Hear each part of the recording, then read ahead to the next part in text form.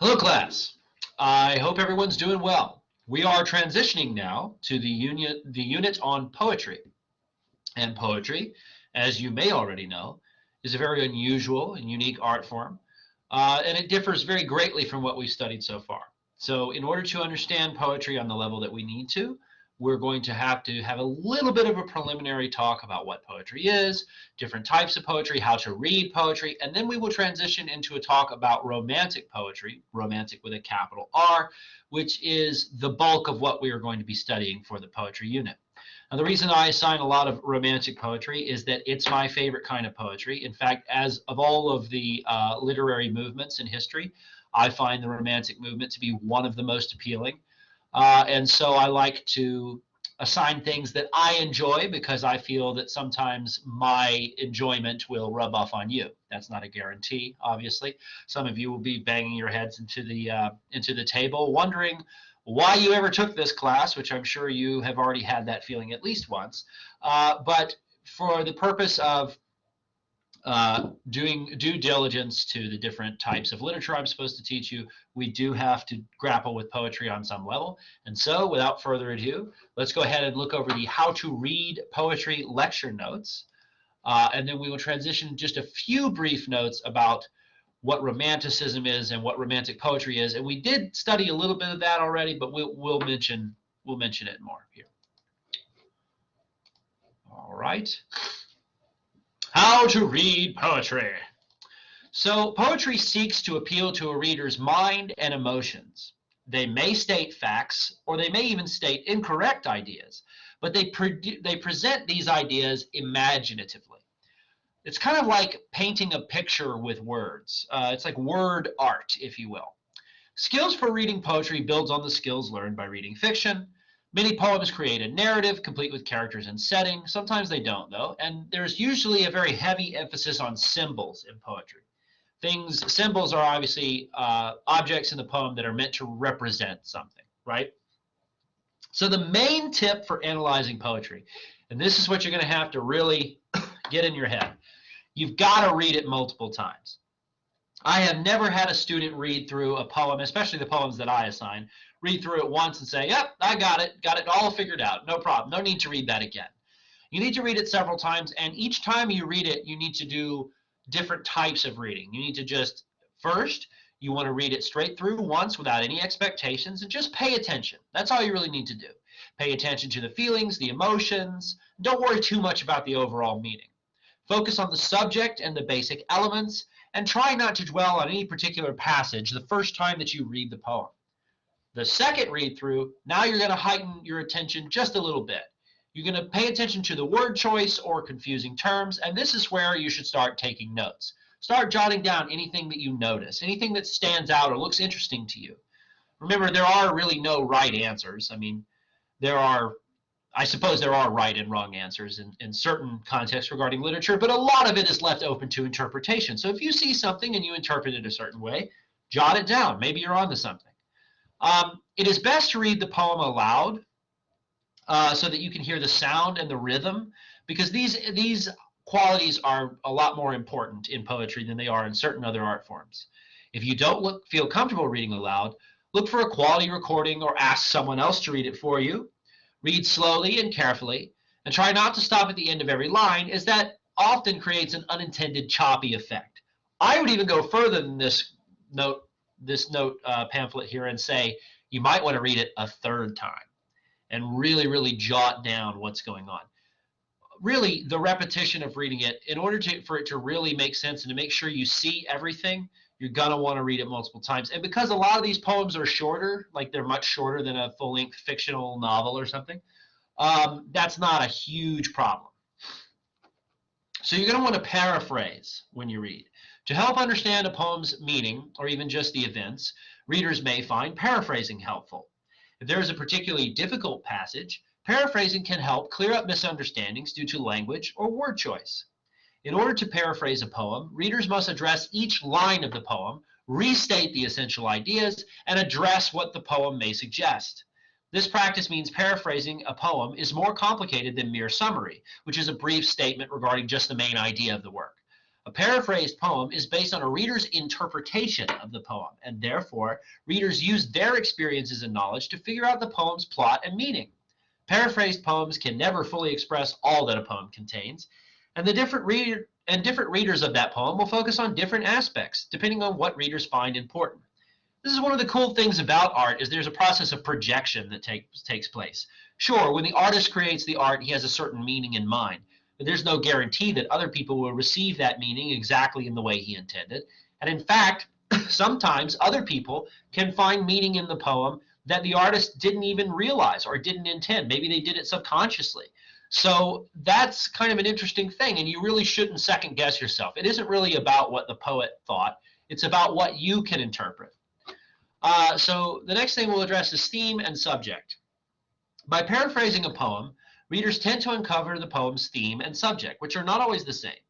The theme is a poem's main thought or meaning, and the subject is the main topic. The theme may vary from reader to reader of the poem, depending on what the reader believes matters most in the poem. However, the subject rarely varies. So there are a lot of stylistic elements to poetry. They contain several elements of style not found in fiction, and stanzas and line breaks are common in poetry. Stanzas are a group of lines in a poem separated by a white space. The stanza is the body of the poem, and they may contain any number of lines. Some poets use stanzas to organize thoughts or ideas, create a pause, or add emphasis. Line breaks occur when the poet deliberately ends a line of poetry. Line breaks occur for a variety of reasons, including emphasis, pauses, pacing, change in ideas, and the establishment of a pattern. Poets use a variety of syntax techniques. Syntax means word order, including fragments, simple sentences, and parallel structure. Some poets follow grammar rules, while others, like E.E. Cummings, do not. Most poets write in active voice and rarely use adjectives to avoid wordiness. Most poems use literary devices or figurative language to convey meaning within the constraints of the poem's form. Simile and metaphor both make comparisons between two unrelated items, but simile uses like or as in the comparison, whereas metaphor just claims that one item is another. Imagery evokes the senses of the readers. Symbolism presents one item that represents a larger idea. So there are different types of poetry that we need to cover. The first one is lyric poetry. Originally, a lyric poem was sung with music. This is actually where most poetry originated, is to be sung, right? Music still follows the basic idea of lyric. This type of poetry is usually a short poem from the perspective of one speaker. Some lyrical poetry appears in first person, but others are in third person. Lyrical poems may present a scene or incident, but rarely cover a series of events. Most lyrical poetry focuses on one idea, person, or experience. Imagery and description are crucial to the creation of the mood. Some poets may incorporate sound devices into lyrical poetry, and this can include alliteration, assonance, onomatopoeia, and internal or end rhymes. One main element, now we're on to narrative poetry. So one main element of a narrative poem lies in the name. It tells a narrative, which is like telling a story. Epic poems like the Odyssey are example of narrative poems. Examples.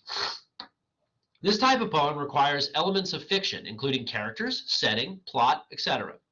Narrative poetry also contains some kind of narrative structure, including exposition, rising action, climax, etc. Vivid description, literary devices like metaphors, and imagery are essential to these poems because they allow the poet to deliver meaning and the narrative at the same time. Next is dramatic poetry. Poems written from an imaginary character's perspective without the poet's voice guiding the poem are dramatic poems. Dramatic monologue is a type of dramatic poetry wherein the speaker of the poem is giving a speech to another character who usually remains silent. Dramatic monologues usually occur during critical moments for the character. In Robert Browning's My Last Duchess, the Duke explains what happened to his last wife while entering into negotiations for his next one.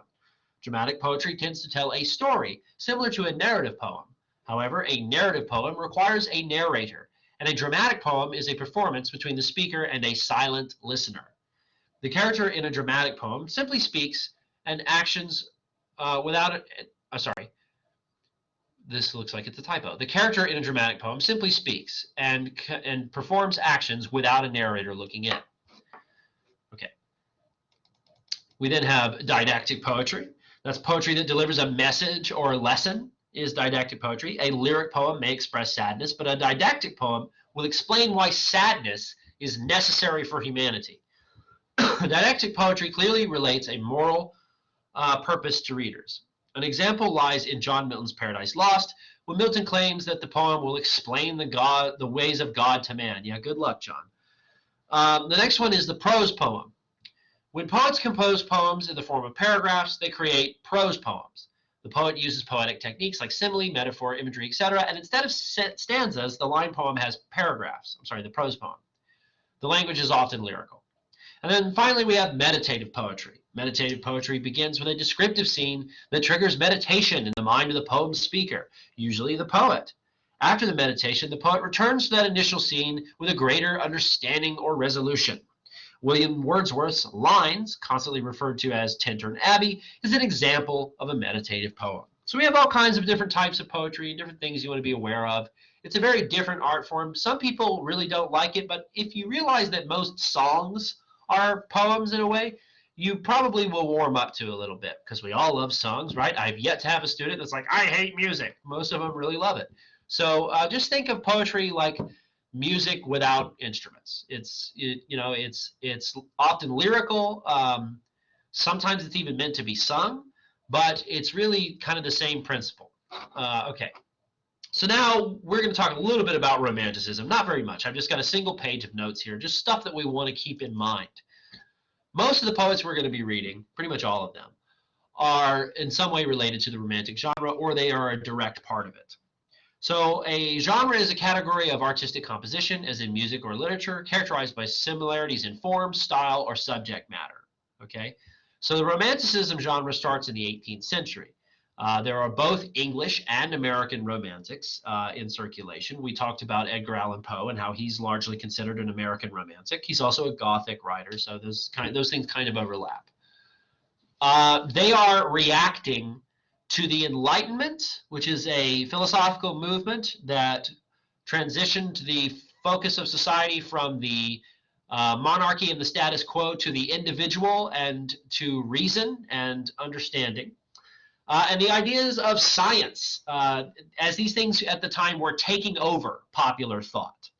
The 18th century and onward is really the point where science starts to take hold in the minds of people, and we really start to start to reject a lot of the old ways of thinking and move towards a more reasoned or enlightened frame of thinking. But the Romantic is reacting to the Enlightenment, not necessarily in a positive way.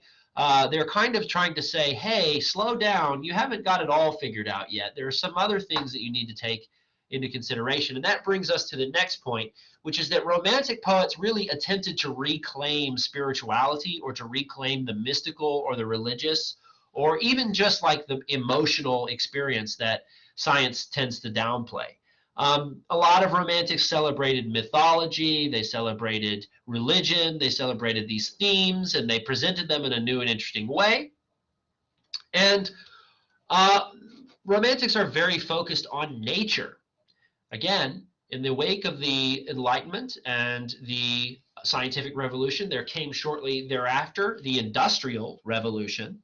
And we're starting to see in the world at the time a lot of industry, the creation of factories and mills, and people working long hours and sacrificing themselves in many cases to the mechanisms of industry. We have things like child labor and all this different stuff. So nature became a big focus. It's like we got to get back to nature. We can't destroy nature. We're starting to encroach on it. We're starting to get to where we're devaluing it to such a point that we're just using it for our short-term benefit instead of preserving and honoring it as though we should. And so you can see in a way that the Romantics are really way before their time, because now in the age of pollution and global warming and all that fun stuff, we can see that, man, maybe we should have listened, right? Maybe we should have listened to William Blake when he talks about the dark satanic mills, referring to the factories of his time. So they were opposed to man's intrusion upon and disrespect for the natural world, and they embodied some of the earliest instances of what you might call eco-consciousness or awareness of humanity's growing impact on the environment.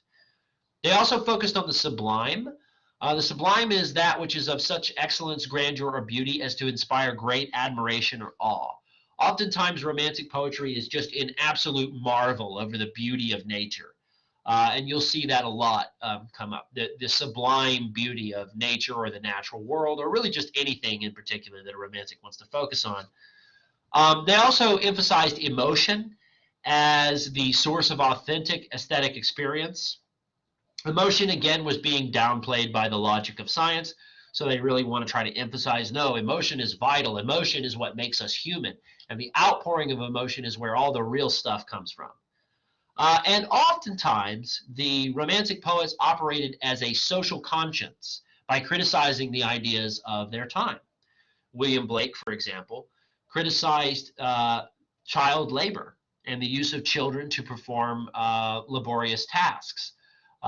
This was before his time. A lot of people were like, well, the kid's old enough to run around and play. He's old enough to help the family earn a wage. So he better go to the factory because we got to buy milk and bread and all that other stuff. So William Blake was like, no, wait a minute. These are children and they're sacrificing their lives. And a lot of times they get injured and they live in terrible conditions and all this stuff. So they acted as like a conscience, like to try to rein in the society and to get it to behave.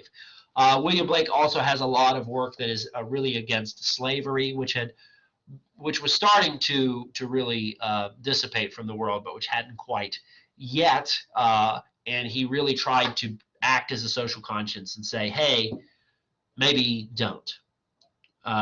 So romantic movement has a lot on its plate, but I find that romantic poetry is really very beautiful. And even though some of it is a little idealistic, maybe to a fault, I think that they were onto something. And a lot of the stuff that they put forth really took hold in the world, and we probably should have listened to them. So we're going to be reading several romantics. We're going to start with William Blake. We're going to move on into Coleridge and the Rime of the Ancient Mariner, which is probably my favorite poem. Even though Blake is my favorite poet, my favorite poem is probably Samuel Taylor Coleridge's Rime of the Ancient Mariner because it's just awesome. And then we will move into Christina Rossetti's Goblin Market, which is definitely related to Romanticism. And we'll finish up with a little bit of Edgar Allan Poe. There's a couple of other things sprinkled in there, so hopefully you enjoy it. And hopefully you find the poetry unit at least workable. So thanks for listening, and I'll see you in the next video.